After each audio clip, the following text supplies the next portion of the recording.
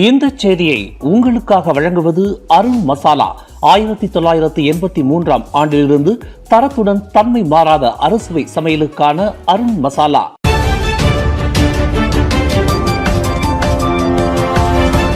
வணக்கம். திசைகளின் ஒரு மணி செய்திகள். தீங்கு விளைவிக்கும் உள்ளடக்கங்களை அகற்றுவதற்கு 19.7 ஆண்டுகளுக்கு சமமான மனித உழைப்பு தேவைப்படுகின்றது. நாடாளுமன்றத்தில் அமைச்சர் ஃபாமி ஃபட்சில் தகவல். தீங்கு விளைவிக்கும் இணைய பதிவுகளை கண்காணித்து நடவடிக்கை எடுக்கும் பணிச்சுமை அதிகரித்து வருவதால் செயற்கை நுண்ணறிவு தொழில்நுட்பத்தை பயன்படுத்துவதற்கான சாத்தியக்கூறுகளை அரசாங்கம் ஆராய்ந்து வருவதாக தொடர்புத்துறை அமைச்சர் டாக்டர் ஃபாமி ஃபட்சில் தெரிவித்துள்ளார். இணைய பாதுகாப்பு அமலாக்கத்தில் மலேசிய தொடர்பு மற்றும் பல்லூடக ஆணையமான MCMC எதிர்கொண்டு வரும் பணிசுமை கணிசமாக உயர்ந்துள்ளதாக அவர் குறிப்பிட்டுள்ளார். மேலும் இவ்வாண்டு ஜனவரி 1ஆம் தேதி முதல் இதுவரை தீங்கு விளைவிக்கும் 3,45,712 இணைய பதிவுகளை MCMC கண்டறிந்து அவற்றை அகற்றுமாறு சம்பந்தப்பட்ட தளங்களிடம் கோரிக்கை விடுத்துள்ளதாகவும் அவர் தெரிவித்துள்ளார். இந்நிலையில் தீங்கு விளைவிக்கும் என கருதப்படும் ஒவ்வொரு இணைய பதிவையும் அகற்ற கோருவதற்கு முன்பு அதற்கான ஆதாரங்களும் அது ஏன் தீங்கு விளைவிப்பதாக கருதப்படுகிறது என்பதற்கான விரிவான விளக்கமும் தயாரிக்கப்பட வேண்டும் என்பதையும் ஃபாமி ஃபட்சில் சுட்டிக்காட்டியுள்ளார். மேலும் MCMC வழங்கிய தகவலின்படி ஒவ்வொரு புகாரையும் ஆய்வு செய்து சம்பந்தப்பட்ட இணையதளங்களுக்கு அனுப்புவதற்கு சராசரியாக 30 முதல் 45 நிமிடங்கள் வரை தேவைப்படுவதாக குறிப்பிட்டுள்ளார். அதன் அடிப்படையில் ஜனவரி 1 முதல் கண்டறியப்பட்ட 3 லட்சத்திற்கும் அதிகமான தீங்கு விளைவிக்கும் புகார்களில் ஒவ்வொன்றுக்கும் சராசரியாக 30 நிமிடங்கள் எடுத்துக்கொண்டதாக கணக்கிட்டால் அவற்றை ஆய்வு செய்து சம்பந்தப்பட்ட தளங்களுக்கு அனுப்புவதற்காக MCMC மொத்தமாக 19.7 ஆண்டுகளுக்கு சமமான மனித உழைப்பு நேரத்தை செலவிட்டுள்ளது. இது இந்த பணிக்காக மிகப்பெரிய பணிச்சுமையை வெளிப்படுத்துகிறது என்று இன்றைய நாடாளுமன்ற கூட்டத்தில் அமைச்சர் ஃபாமி ஃபட்சில் தெரிவித்துள்ளார்.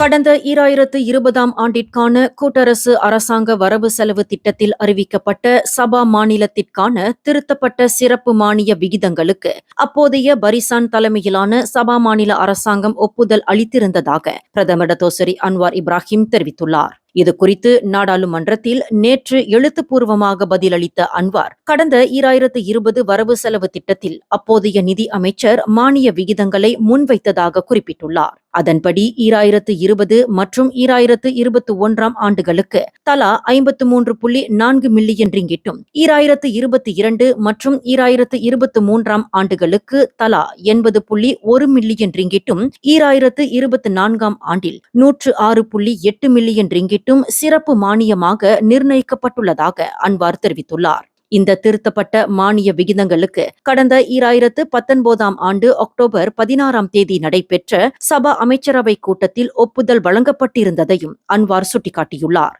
இது குறித்து அன்வார் மேலும் கூறுகையில், கடந்த 2019ஆம் ஆண்டு அக்டோபர் 18ஆம் தேதி சபா நிதி அமைச்சின் நிரந்தர செயலாளர் அனுப்பிய கடிதம் ஒன்றின் மூலம் கடந்த 2020 முதல் 2024ஆம் ஆண்டு வரையிலான காலத்திற்கான சிறப்பு மானிய விகிதங்களை அப்போதைய சபா மாநில அரசாங்கம் ஏற்றுக்கொண்டதாக கூட்டரசு அரசாங்கத்திற்கு அதிகாரப்பூர்வமாக தெரிவிக்கப்பட்டிருந்தது என்றும் குறிப்பிட்டுள்ளார்.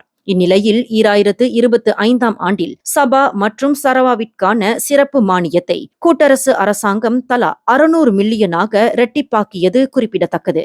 இதனிடையே சபா மாநில அரசியலமைப்பின் கீழ் அதற்கு வழங்கப்பட வேண்டிய 40 விழுக்காடு வருவாய் உரிமை தொடர்பான கோரிக்கைக்கு இறுதி தீர்வு எட்டப்படும் வரை சபாவுக்கான சிறப்பு மானியம் 600 மில்லியனிலிருந்து 1.5 பில்லியனாக உயர்த்தப்படும் என்று அன்வார் கடந்த மே மாதம் அறிவித்தார் என்பது குறிப்பிடத்தக்கது. அடுத்த 2 ஆண்டுகளுக்குள் ராக்கெட்டுகளை உற்பத்தி செய்யும் நாடாக மலேசியாவை மாற்றுவதும், அதனைத் தொடர்ந்து ஏவுகணை உற்பத்தி துறையில் மேம்பாடு அடைவதும் அரசாங்கத்தின் இலக்காக இருப்பதாக தற்காப்பு அமைச்சர் காலிட் நோர்டின் தெரிவித்துள்ளார். வெஸ்ட் ஸ்டார் டிஃபென்ஸ் இண்டஸ்ட்ரீஸ் சண்டியன் பர்ஹாட் மற்றும் rocket technologies international RTI proprietary limited நிறுவனங்களுக்கு இடையேயான கூட்டு ஒப்பந்தம் ஆராய்ச்சி மற்றும் மேம்பாடு, தொழில்நுட்ப பரிமாற்றம், திறமையான மனிதவள மேம்பாடு மற்றும் உயர்கல்வி நிறுவனங்களுடனான ஒத்துழைப்பிற்கு வழிவகுக்கும் என்றும் அவர் குறிப்பிட்டுள்ளார். இந்த கூட்டு ஒப்பந்தத்தில் கையெழுத்திடப்பட்டது குறிப்பாக ராக்கெட் மற்றும் ஏவுகணை தொழில்நுட்பத் துறையில் மலேசியாவின் தற்காப்பை வலுப்படுத்தும் தேசிய முயற்சியில் முக்கியமான முன்னேற்றமாக அமைந்துள்ளதாகவும் காலிட் நோர்டின் தெரிவித்துள்ளார். ஆஸ்திரேலியாவுக்கு 3 நாள் அதிகாரப்பூர்வ பயணமாக சென்றுள்ள காரிட் நோர்டின், வெஸ்டா, ஆர்டிஐ ஆகியவற்றுக்கு இடையிலான ஒப்பந்தம் கையெழுத்திடப்பட்ட நிகழ்வில் சாட்சியாக பங்கேற்றார். இந்த ஒப்பந்தத்தில் வெஸ்டா குரூப் நிறுவனத்தின் நிறுவனரும் நிர்வாக இயக்குனருமான ஷேட் அஸ்மான் ஷேட் இப்ராஹிம் மற்றும் ஆர்டிஐ நிறுவனத்தின் நிறுவனர் அலான் ஜேம்ஸ் பெயின் ஆகியோர் கையெழுத்திட்டனர் என்பது குறிப்பிடத்தக்கது. சராஸ் பகுதியில் உள்ள ஒரு வணிக வளாகத்தின் வாகன நிறுத்தும் இடத்தில் கடந்த ஜூன் 29ஆம் தேதி ஏற்பட்ட கைகலப்பு சம்பவம் தொடர்பாக 12 உள்ளூர் ஆடவர்கள் கைது செய்யப்பட்டுள்ளனர். இது கோலாலம்பூர் போலீஸ் தலைவர் டத்தோ ஃபடில் மர்சூஸ் வெளியிட்டுள்ள அறிக்கையில் 20 முதல் 40 வயதிற்குட்பட்ட சந்தேக நபர்கள் கோலாலம்பூரின் பல்வேறு பகுதிகளில் நடத்தப்பட்ட 3 தனித்தனி சோதனை நடவடிக்கைகளில் கைது செய்யப்பட்டதாக தெரிவித்துள்ளார். முதற்கட்ட விசாரணையில் வணிக வளாக ஊழியர் ஒருவர் சாலையை மறித்துக் கொண்டிருந்த ஒரு குழுவினரிடம் எச்சரிக்கை விடுத்ததே தகராறுக்கு காரணமாக இருந்தது தெரியவந்துள்ளது. அந்த எச்சரிக்கையை தொடர்ந்து இரு தரப்பினருக்கும் இடையில் தகராறு ஏற்பட்டதுடன் பின்னர் அது கைகலப்பாக மாறியதாக போலீசார் தெரிவித்துள்ளனர். இந்த சம்பவம் தொடர்பான மேலதிக விசாரணைகள் தற்போது நடைபெற்று வருகின்றன. கடந்த 5 ஆண்டுகளாக வணிக வாகன ஓட்டுநர்கள் உட்பட பல்வேறு ஓட்டுநர்களிடையே மெத்தபெத்தமின் மற்றும் கத்தும் போதைப் பொருட்களின் பயன்பாடு அதிகரித்து வருவது சாலை பாதுகாப்புக்கு பெரும் அச்சுறுத்தலாக மாறியுள்ளதாக தேசிய போதைப் பொருள் தடுப்பு முகமை AADK தெரிவித்துள்ளது. இந்த போதைப் பொருட்களை பயன்படுத்தினால் நீண்ட நேரம் சோர்வின்றி வேலை செய்யவும் உடல் சக்தியை தக்க வைத்துக் கொள்ளவும் முடியும் என்ற தவறான நம்பிக்கையே இந்த பழக்கத்திற்கு முக்கிய காரணமாக இருப்பதாக AADK தலைமை இயக்குனர் ருஸ்லி ஜூசோ தெரிவித்துள்ளார். நேற்று நாடு முழுவதும் வணிக வாகன ஓட்டுநர்களை இலக்காக கொண்டு மேற்கொள்ளப்பட்ட ஒருங்கிணைந்த போதைப்பொருள் தடுப்பு சோதனை நடவடிக்கையில் 21 முதல் 61 வயதிற்குட்பட்ட 22 ஓட்டுநர்கள் மெத்தபெத்தமின், கத்தும் மற்றும் கஞ்சா பயன்படுத்தி இருந்தது பரிசோதனையில் உறுதி செய்யப்பட்டதை தொடர்ந்து கைது செய்யப்பட்டுள்ளனர். இந்த சம்பவம் போதைப்பொருள் பயன்பாடு காரணமாக சாலை விபத்துகள் அதிகரிக்கும் அபாயம் இருப்பதை மீண்டும் ஒருமுறை வெளிப்படுத்தியுள்ளதாக அதிகாரிகள் தெரிவித்துள்ளனர்.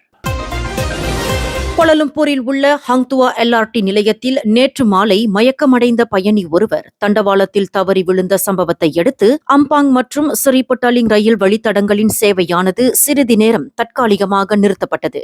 இதுகுறித்து நேற்று இரவு ரேபிட் KL வெளியிட்ட அறிக்கையில் இந்த சம்பவம் மாலை 6:36 மணியளவில் ஹங்துவா நிலையத்தில் நிகழ்ந்ததாக தெரிவிக்கப்பட்டுள்ளது. திடீரென மயக்கமடைந்த பயணி சமநிலையை இழந்து தண்டவாளத்தில் விழுந்ததாக நம்பப்படுவதாகவும் அதில் கூறப்பட்டுள்ளது. இந்நிலையில் அங்கு பாதுகாப்பு பணியில் இருந்த துணை போலீஸ் அதிகாரிகள் உடனடியாக விரைந்து சென்று முதலுதவி நடவடிக்கைகளை மேற்கொண்டனர். இதனையடுத்து அப்பயணி பாதுகாப்பாக தண்டவாளத்தில் இருந்து மீட்கப்பட்டு நிலையத்தின் அவசர சிகிச்சை அறையில் அவருக்கு முதலுதவி சிகிச்சை அளிக்கப்பட்டதாக ரேபிட் KL தெரிவித்துள்ளது. கிளாந்தான் மாநிலம் மாச்சாங் அருகே ஜலான் கொத்தபாரு குவாலக்ராய் சாலையின் கிலோமீட்டர் 41 பகுதியில் உள்ள கட்டுமான தளத்தில் கார் ஒன்று பள்ளத்தில் கவிழ்ந்த விபத்தில் 5 சீன பிரஜைகள் காயமடைந்தனர். இந்த விபத்து குறித்து இன்று அதிகாலை 12:01 மணியளவில் தகவல் கிடைத்ததாக மாச்சாங் மாவட்ட போலீஸ் தலைவர் அசுஹார் நோர் தெரிவித்துள்ளார். முதற்கட்ட விசாரணையில் நேற்று இரவு 11:50 மணியளவில் இந்த விபத்து ஏற்பட்டது தெரியவந்துள்ளது. 66 வயதுடைய சீன பிரஜை ஒருவர் ஓட்டி சென்ற டொயோட்டா பிரியோஸ் கார் அவருடன் பயணித்த மேலும் 4 சீன பிரஜைகளுடன் கட்டுமான பகுதியில் உள்ள பள்ளத்தில் கவிழ்ந்ததாக போலீசார் தெரிவித்துள்ளனர். இவ்விபத்தில் சிக்கிய அனைவரும் மீட்கப்பட்டு மாச்சாங் மருத்துவமனையில் சிகிச்சைக்காக அனுமதிக்கப்பட்டுள்ளனர். இந்த செய்தியை உங்களுக்காக வழங்கியது அருண் மசாலா. 1983ஆம் ஆண்டிலிருந்து தரத்துடன் தன்மை மாறாத அறுசுவை சமையலுக்கு அருண் மசாலா. மேலும் செய்திகளை தெரிந்து கொள்ள கீழே இருக்கும் பெல் பட்டனை அழுத்துங்கள். உங்கள் மகிழ்ச்சியை வெளிப்படுத்த லைக் மற்றும் ஷேர் செய்யுங்கள். தொடர்ந்து திசைகளோடு இணைந்திருக்க சப்ஸ்கிரைப் செய்யுங்கள்.